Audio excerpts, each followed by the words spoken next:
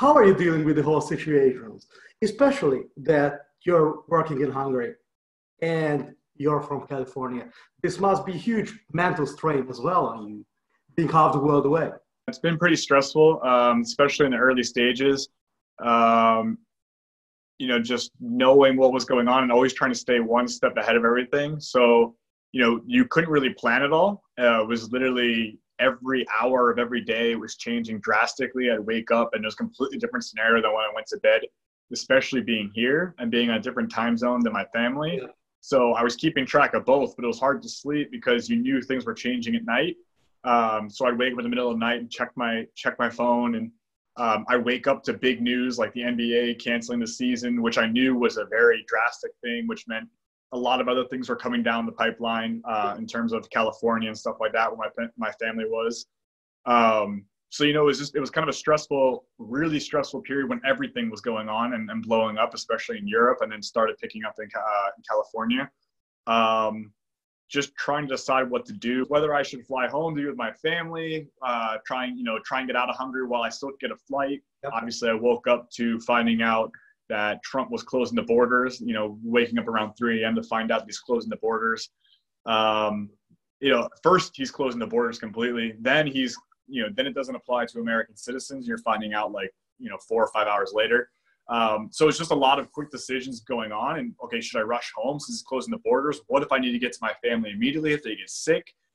But at the same hand, on the other hand, if you're sick and you don't know you have symptoms yet and you go home, my parents are a little older, I don't want to put them in any jeopardy. So it's like, am I helping them more by staying away from them or being close to them? Especially having been in Europe, going home to California where it was just starting to pick up. It was like, am I doing more harm than good? How did your swimmers take all these trials? It must be all this uncertainty and the constantly changing situation, especially in an international group. That's a huge strain on everyone.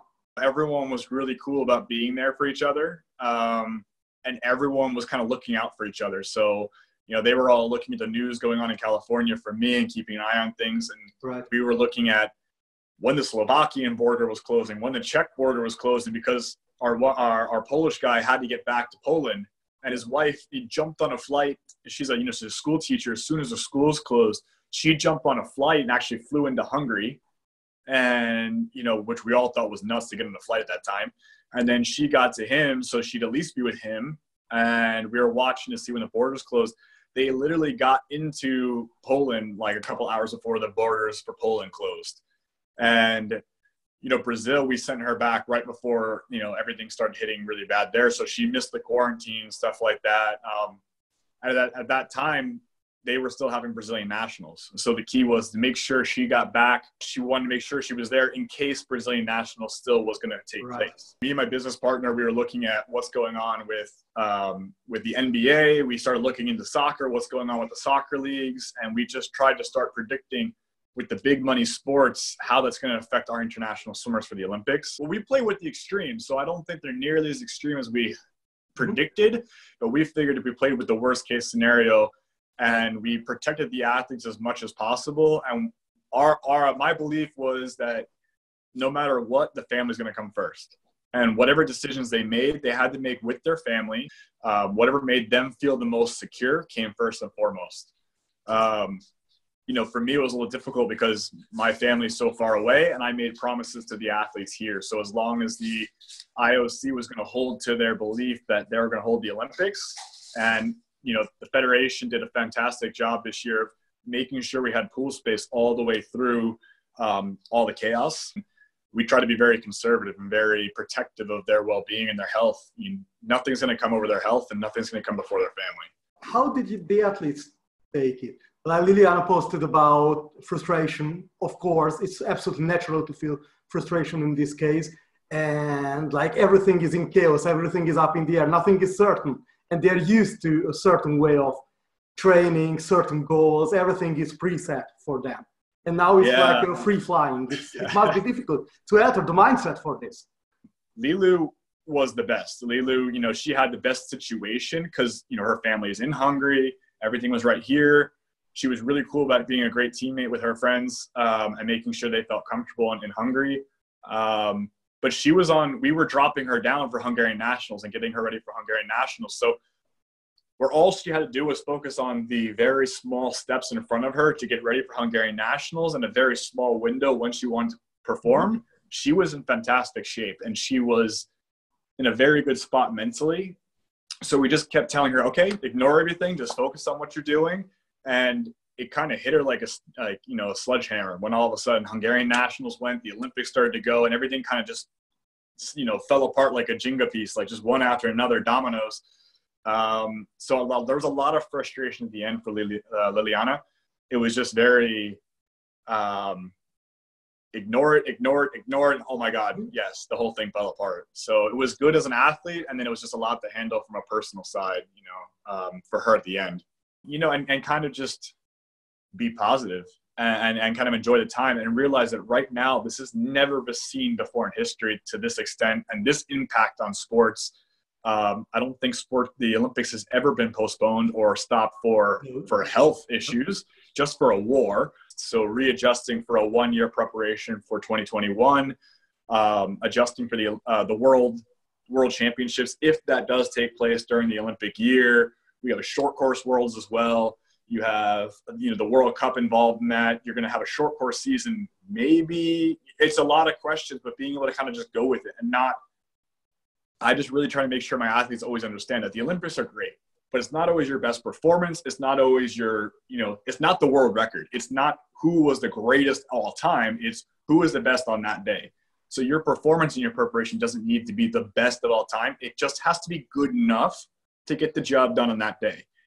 It's kind of just not being so set on one thing happening, but kind of going with the flow and just, taking it one fight, one bout at a time, and just kind of keep going and getting up there and competing and just having fun with the sport and embracing the sport for what it is and inspiring others and just enjoying the moment. Sports endure everything. They've endured depressions. They've endured wars. I mean, that's the amazing thing about sports is that they represent so many more things than just two people playing a game or racing or are kicking a ball around. It inspires, it gives hope, it gives people something to be part of.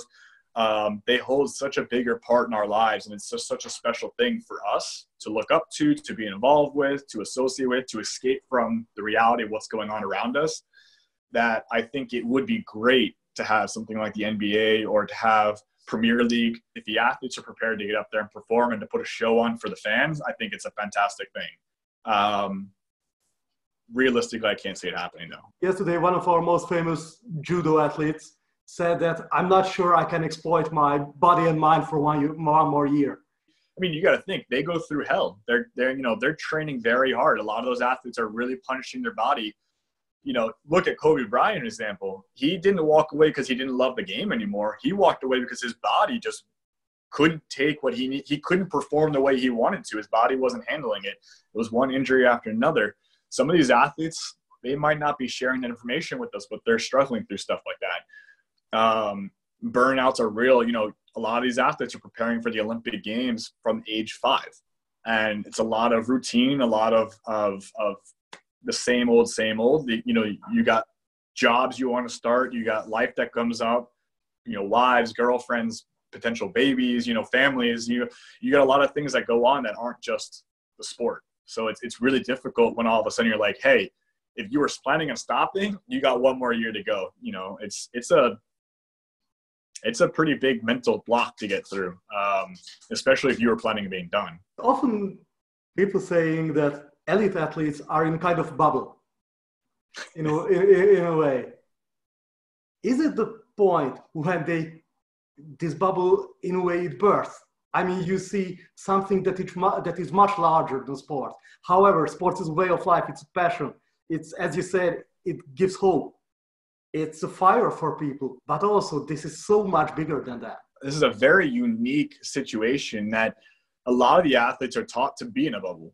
So you see, the bubble is different for everyone. You see people like LeBron, for example, who kind of come into the bubble and leave the bubble when he wants. He can jump into business and he can do all this stuff with the kids, with his high school, interacting with different companies, and he can jump back into the bubble for playoff or for big parts of the season.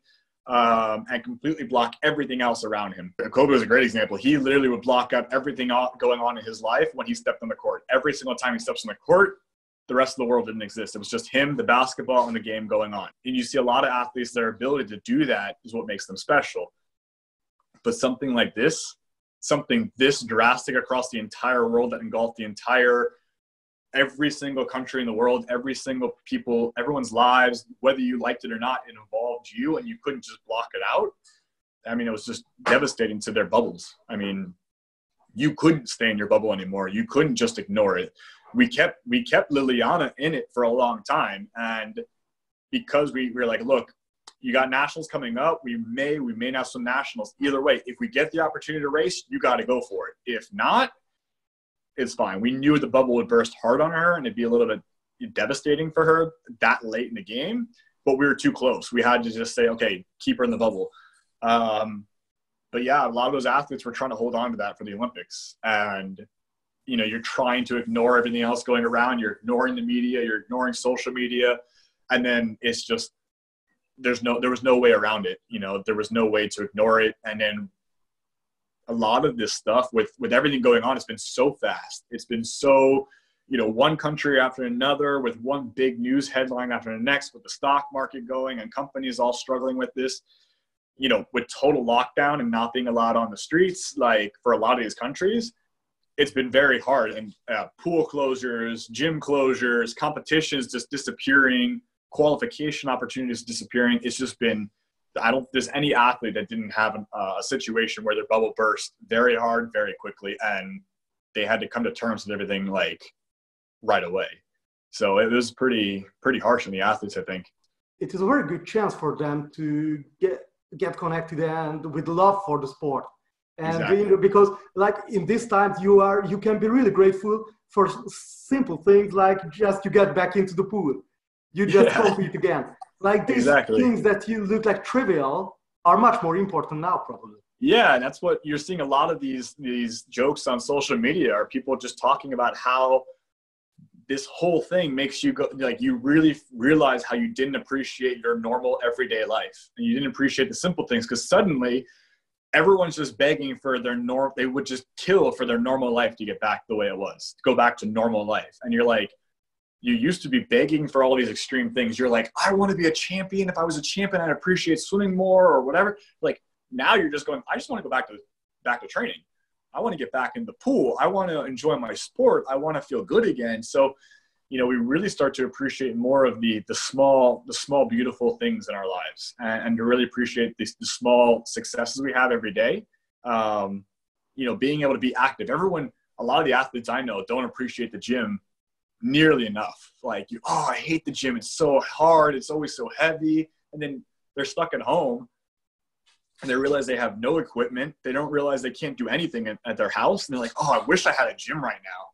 Well, really? Because all I ever hear is how you complain about it. It puts things into perspective. Yeah, for sure.